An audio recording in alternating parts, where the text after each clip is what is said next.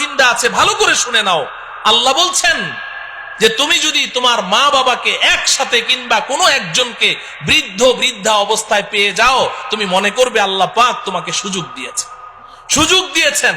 মাকে পেয়েছো, বাবাকে পেয়েছো, বা উভয়কে পেয়েছো, তো আমি আল্লাহ তোমাকে 5টা কর্মসূচি দিচ্ছি। কয়টা? খুব মনে রাখেন, 5 কর্মসূচি আল্লাহ দিয়েছেন। 1 নাম্বার হলো ফালা তাকুল্লাহুমা উফ। ফালা তাকুল্লাহুমা উফ।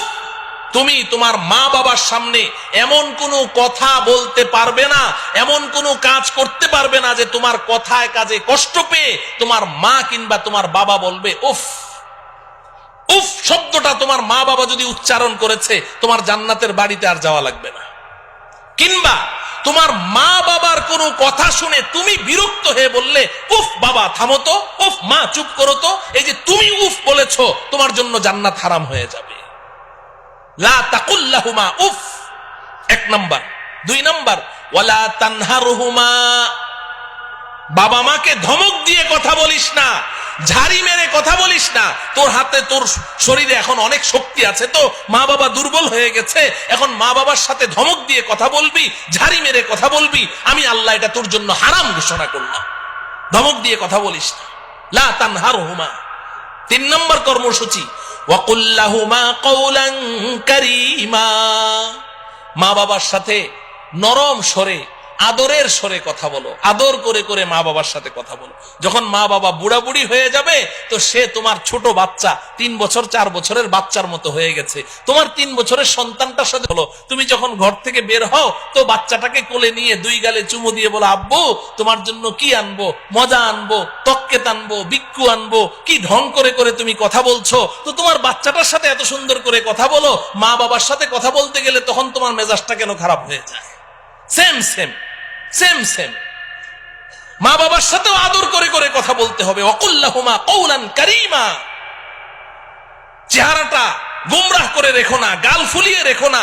মা বাবার সামনে গিয়ে এমন ভাবে মুড অফ করে রাখো যে তোমার মার মনে চায় একটু কমলা খাবে, কিন্তু ভয়ে তোমাকে বলতে পারে না। তুমি এমন ভাব নিয়ে চলো যে বাবা আমি একটু কমলা খাবো, মনের কথাটা বলতে সাহস পায় না। তুমি এমন ভাব নিয়ে চলো না, ধরা খেয়ে যাবে, সমস্যায় পড়ে যাবে। ফ্রি হয়ে যাও মা বাবার সাথে, এমন ফ্রি হয়ে যাবে যে তাদের মনের মধ্যে যেই কথা আসবে সেটাই যেন অকপটে তোমাকে খুলে বলতে পারে, ভয় যেন না পায়। ওয়াকুল লাহুমা কওলান কারীমা। 4 নম্বর কর্মসূচি আল্লাহ দিচ্ছেন ওয়াখফিদ লাহুমা জানাহাজ যুল্লি মিনার রাহমা। এই যুবক, মা বাবার সামনে তোমার বিনয়ের 2টো ডানা বিছিয়ে দাও। মা বাবার পায়ের নিচে তোমার বিনয়ের 2টো ডানা বিছিয়ে দাও, একদম নরম হয়ে যাও। 4টা কর্মসূচি আল্লাহ দিয়েছেন। এইভাবে মা বাবাকে লালন পালন করো। এক সময় মা বাবা চলে যাবেন, তুমি ঋণ পরিশোধ করতে পারোনি, কোনোদিনও পারবে না। তোমার গায়ের চামড়া খুলে দাও, তাও ঋণ পরিশোধ হয়নি। মা বাবা তো চলে গেছেন, 4 কর্মসূচি তুমি পালন করেছো। এবার আমি আল্লাহ তোমাকে 5ম আরেকটা কর্মসূচি দিচ্ছি। ওয়াকুর রব্বিরহামহুমা ওয়াকুর রব্বিরহামহুমা কামা রব্বায়ানি সগীরা।